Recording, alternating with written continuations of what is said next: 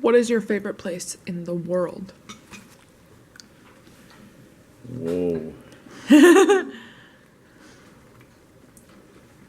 Cordova. Yeah.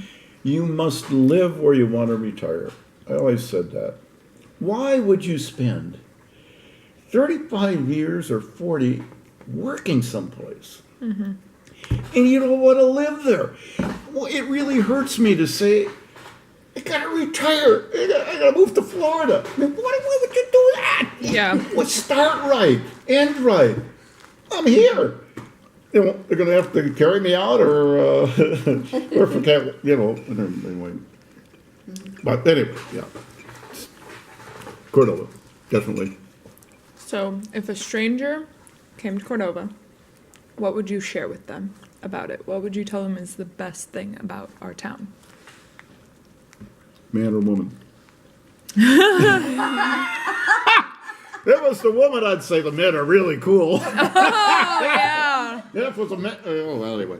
If it was a man, I'd say, do you want to hunt or fish here? You know.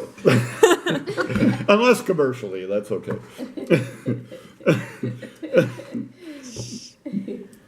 What would I tell them, though, huh? I'd tell them, boy, this is the place to live.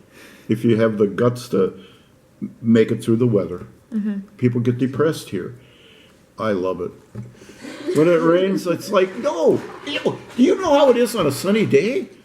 You've got to do it.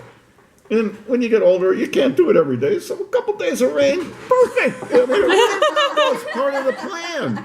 Part of the plan. By the way, I ran so much that I ran 2 knees to pieces. Oh. I ran like 26,000 miles. Everyone was recorded. Okay. I ran in college. I didn't run in high school because I had a paper route. I had to do the papers, you know. You can't, and they were all in track. But then later, I knew it.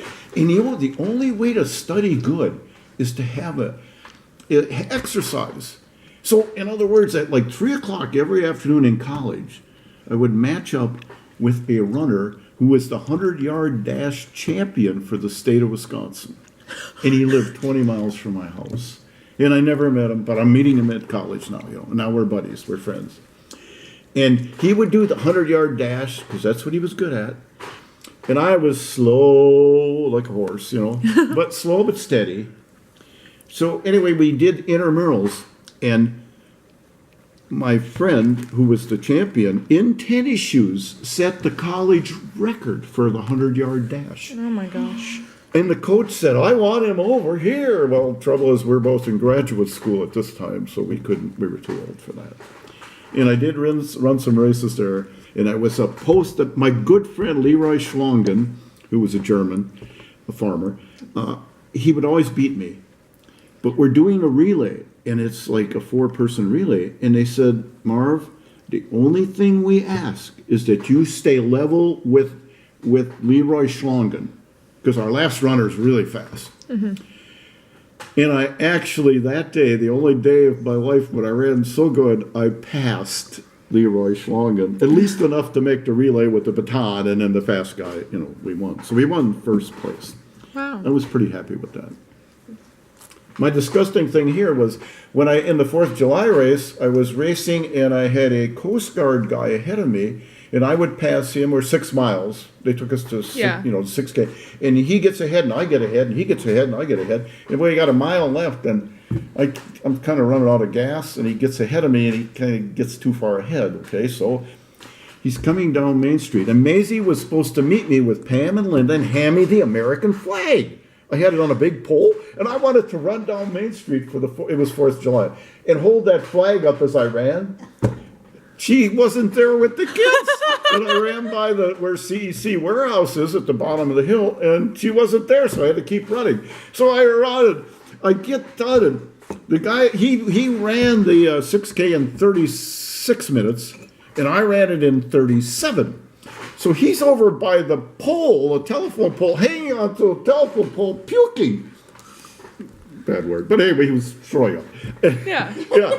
And I'm there shaking hands with everybody because I ran every day. You know, and it was no big deal. Because if you were going to hunt, you got to run. Yeah. You know, that way you can get up the hill.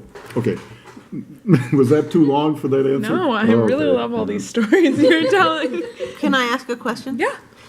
You logged all of your running miles, and I bet you've logged all your swimming miles. I have, but yeah, I have to this point. I've logged a lot of stuff. I don't know if I'm like Shellhorn because he's too analytical. You know what I mean? Like I don't have that, but I like to keep a goal and see. You know, like my bike has a speedometer because I want to know how I'm doing. Am I going okay, or am I, well, the swimming's been going downhill. I had a little back problem, so I eased off. I used to do 34. We had a couple of lifeguards here, and I'd look at them, and they'd say, "Marv, what did you do today?" And I'd said 34 and no more, because that's a mile. 34 laps? 34 laps. That's a mile in the pool. It's actually one extra, but that's for, you might forget. 33 is perfect, but you do 34, you might have missed one. Always do a little extra, to make sure it's right. Anyway. Anika's a swimmer. There's your swimmer. Oh, you are? And a runner, actually. Both, yeah.